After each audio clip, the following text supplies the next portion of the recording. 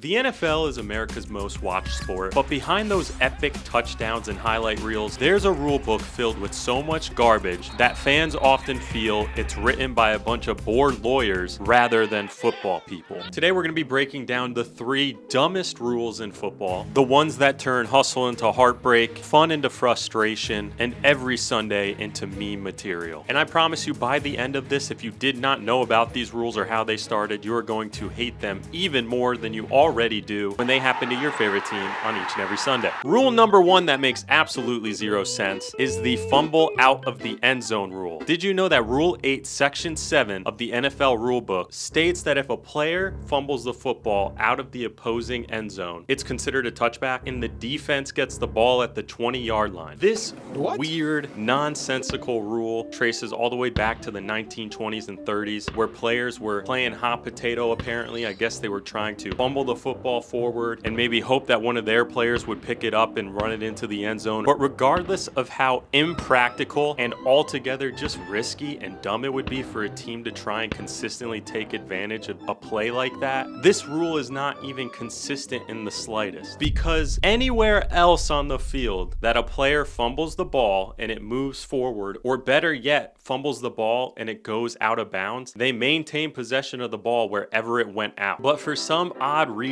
NFL rule makers back in the 20s and 30s decided this one makes a lot of sense, just in the end zone though. And not only does this rule suck major footballs, but it's actually something that happens pretty often, enough where you notice it. Since 1991, over 100 teams have had this exact scenario happen to them. The ball pops out, it goes out the back, and they end up losing possession, losing points, and most likely losing the game. This rule is like dropping your french fries at McDonald's and the guy behind you gets the rest of your meal. It makes absolutely no sense. If that rule kills momentum, the next worst rule I'm about to talk about kills all the fun in the league. No, seriously, I think the NFL actually stands for, as you've heard before, the no fun league. Rule number 2, that is the worst rule in the history of the NFL, is excessive celebrations. Yeah, no, you know the one where the refs will throw a flag if a team scores points or makes a huge play and they get excited and then they celebrate too much? Yeah, that one. This rule began in 1984 when everyone had to stick up their ass as a ban on touchdown theatrics. But by the 2000s, they outlawed using props. They outlawed group dances. They even outlawed signing fake autographs after a touchdown. So apparently in the eyes of the NFL, you can hit a guy so hard that his helmet flies into the next zip code and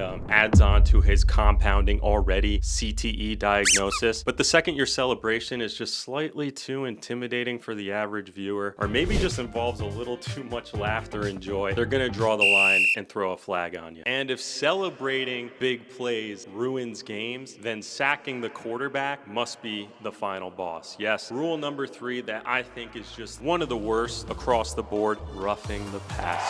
Give it up. I know. Oh, I know.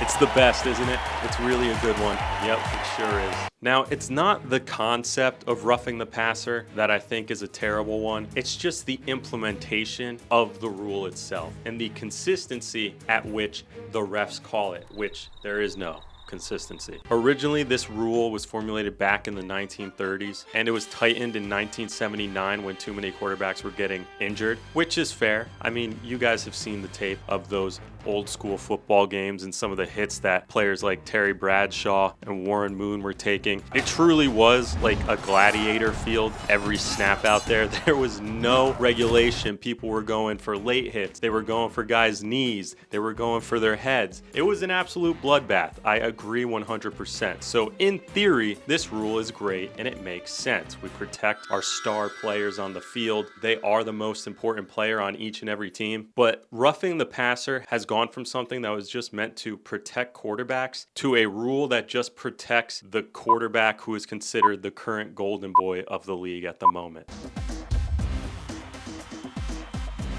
Roughing the passer is any physical act against a passer before, during, or after a pass. which the referee judges to be unwarranted based on the circumstances of the play. Whatever that means. Good idea in principle, but execution, it leaves a lot to be desired. For example, in 2022, the Falcons were playing the Tampa Bay Buccaneers when Tom Brady was at quarterback and Grady Jarrett got a great clean sack, but apparently the refs felt that the Golden Boy had lost too many hairs on his head when he was brought to the ground with a pillow and a blankie, so they threw a flag anyways, and as you can expect, NFL fans around the league absolutely lost it. And did you know that in 2024, teams across the league averaged about 4 roughing the passer calls per season that shouldn't have been called? That might not seem like a lot, but in the grand scheme of things, when every game counts and every drive counts, especially when you're making a playoff push, a ticky-tacky call around a rule that is really loosely defined can cost a team a chance at a Super Bowl run. And it has, and it will continue to do so. I mean, seriously, defenders must feel like they should just like hug the quarterback and maybe give him a little kiss on the forehead. And maybe that can just be considered a sack, you know? Maybe they should make a new rule where if the defender gives you a little kiss on the forehead and gives you your binky for the night, that's considered a sack. And we can just make that a new metric. God forbid that you're playing a quarterback who is the current favorite of the league.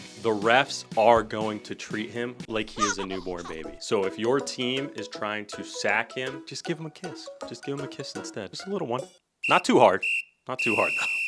They might flag that. I don't know. So there you have it. Those are the 3 dumbest rules that exist currently in the NFL today. A rule that is punished nowhere else on the field except if it's in the end zone. A rule that gives new definition to the meaning of the NFL acronym and hates to see your team have a good time. And lastly, a rule that treats certain quarterbacks like they are made of porcelain dolls. It's very cute, actually. I like it. I like that one. Yeah. But now I want to know your thoughts. What do you think are the dumbest rules that exist in the NFL today? Drop it in the comments. Maybe I'll agree. Maybe I won't. Who knows? Maybe a ref will come in and throw a 15-yard flag on you. If you enjoyed the breakdown, please hit subscribe and leave a like and follow along for the next video. I don't know what it'll be, but thanks so much, guys. Until next time, see ya.